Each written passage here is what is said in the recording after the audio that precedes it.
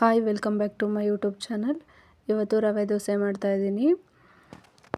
ಯಾರ್ಯಾರು ನನ್ನ ಯೂಟ್ಯೂಬ್ ಚಾನಲ್ನ ಫಸ್ಟ್ ಟೈಮ್ ನೋಡ್ತಾ ಇದ್ದೀರೋ ಪ್ಲೀಸ್ ಸಬ್ಸ್ಕ್ರೈಬ್ ಮಾಡ್ಕೊಳ್ಳಿ. ಈಗ ರವೆ ದೋಸೆ ಹೇಗೆ ಮಾಡೋದು ಅಂತ ನೋಡ್ಕೊಳ್ಳೋಣ.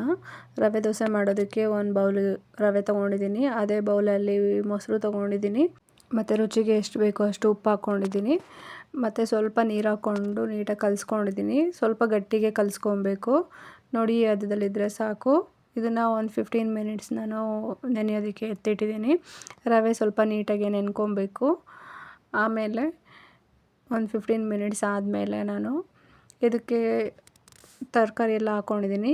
ಈರುಳ್ಳಿ ತೊಗೊಂಡಿದ್ದೀನಿ, ಕ್ಯಾರೆಟ್ ತೊಗೊಂಡಿದ್ದೀನಿ ತುರಿದಿರೋದು, ಸಣ್ಣ ಹಚ್ಚಿರೋ ಎಲೆಕೋಸು ತೊಗೊಂಡಿದ್ದೀನಿ, ಆಮೇಲೆ ಕೊತ್ತಂಬರಿ ಸೊಪ್ಪು, ಆಮೇಲೆ ಗರಂ ಮಸಾಲ, ಧನಿಯಾ ಪುಡಿ, ಖಾರದ ಪುಡಿ, ರುಚಿಗೆ ಎಷ್ಟು ಬೇಕೋ ಅಷ್ಟು ಉಪ್ಪು, ಇವೆಲ್ಲದನ್ನು ಹಾಕ್ಕೊಂಡು ಕಲಿಸ್ಕೊಂಡಿದ್ದೀನಿ. ನಾನು ಹಸಿಮೆಣ್ಸಿನ್ಕಾಯಿನೂ ಹಾಕ್ಕೊಂಡಿದ್ದೀನಿ. ಅದು ಮೊದಲಿಗೆ ಸ್ಕಿಪ್ ಆಗಿಬಿಟ್ಟಿದೆ ಇದರಲ್ಲಿ ವಿಡಿಯೋದಲ್ಲಿ.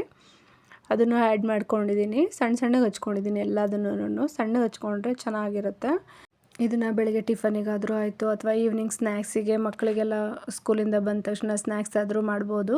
ತುಂಬಾ ಟೇಸ್ಟಿಯಾಗಿರುತ್ತೆ. ಮಕ್ಕಳು ತುಂಬ ಎಂಜಾಯ್ ಮಾಡಿಕೊಂಡು ತಿಂತಾರೆ. ಇದನ್ನು ನೋಡಿ ಒಂದ್ಸಲಿ ನೀವು ಟ್ರೈ ಮಾಡಿ ಹೇಗಿತ್ತು ಅಂತ ನನಗೆ ಕಮೆಂಟ್ ಬಾಕ್ಸಲ್ಲಿ ತಿಳಿಸಿ.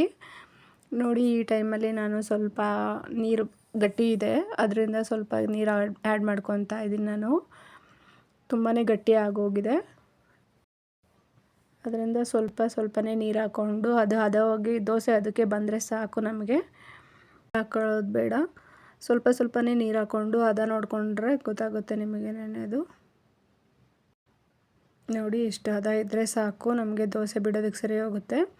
ಈಗ ಅದನ್ನು ಒಂದು ನಿಮಿಷ ಸೈಡಿಗೆ ಇಟ್ಬಿಟ್ಟು ನಾನು ಇಲ್ಲಿ ಚಟ್ನಿ ಮಾಡ್ಕೊತಾ ಇದ್ದೀನಿ. ದೋಸೆಗೆ ಒಂದು ತವ ಮೇಲೆ ಒಂದು ಸ್ಪೂನ್ ಕಡಲೆಬೇಳೆ, ಒಂದು ಸ್ಪೂನ್ ಉದ್ದಿನಬೇಳೆ, ಒಂದೆರಡು ಹಸಿಮೆಣ್ಸಿನ್ಕಾಯಿ ಹಾಕ್ಕೊಂಡು ಸ್ವಲ್ಪ ಚೆನ್ನಾಗಿ ಹುರ್ಕೊತಾ ಇದ್ದೀನಿ.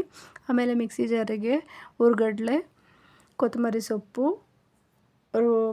ಒಂದು ಸ್ವಲ್ಪ ಹುಣಸೆಹಣ್ಣು ಮತ್ತು ಹುರಿದಿರೋದನ್ನು ಎಲ್ಲದನ್ನು ಇದಕ್ಕೆ ಆ್ಯಡ್ ಮಾಡ್ಕೊತಾ ಇದ್ದೀನಿ. ಸ್ವಲ್ಪ ರುಚಿಗೆ ಎಷ್ಟು ಬೇಕೋ ಅಷ್ಟು ಉಪ್ಪು ಹಾಕ್ಕೊಂಡು ಮತ್ತು ಬೆಳ್ಳುಳ್ಳಿ ಹಾಕಿದ್ದೀನಿ. ಸ್ವಲ್ಪ ನೀರು ಹಾಕ್ಕೊಂಡು ಚೆನ್ನಾಗಿ ಚಟ್ನಿ ಮಾಡ್ಕೊತಾ ಇದ್ದೀನಿ. ನಾನು ತುಂಬಾ ಟೇಸ್ಟಿಯಾಗಿರುತ್ತೆ. ಇದಕ್ಕೆ ಕಾಂಬಿನೇಷನ್ ತುಂಬಾ ಚೆನ್ನಾಗಿರುತ್ತೆ. ನಾನಿಲ್ಲಿ ಯಾವುದೇ ರೀತಿ ಕೊಬ್ಬರಿ ಎಲ್ಲ ಆ್ಯಡ್ ಮಾಡ್ಕೊತಾ ಇಲ್ಲ, ತೆಂಗಿನಕಾಯಿ ಏನೂ ಆ್ಯಡ್ ಮಾಡ್ಕೊಂಡಿಲ್ಲ. ನೋಡಿ ಎಷ್ಟು ಚೆನ್ನಾಗಿ ಬಂದಿದೆ ಚಟ್ನಿ. ಆಮೇಲೆ ಒಂದು ತವಾಗೆ ಸ್ವಲ್ಪ ಆಯಿಲ್ ಹಾಕಿ ಅದರ ಮೇಲೆ ದೋಸೆ ಬಿಡಬೇಕು. ನಮಗೆ ಯಾವ ಸೈಜಲ್ಲಿ ಬೇಕೋ ಆ ಸೈಜಲ್ಲಿ ಬಿಡ್ಬೋದು.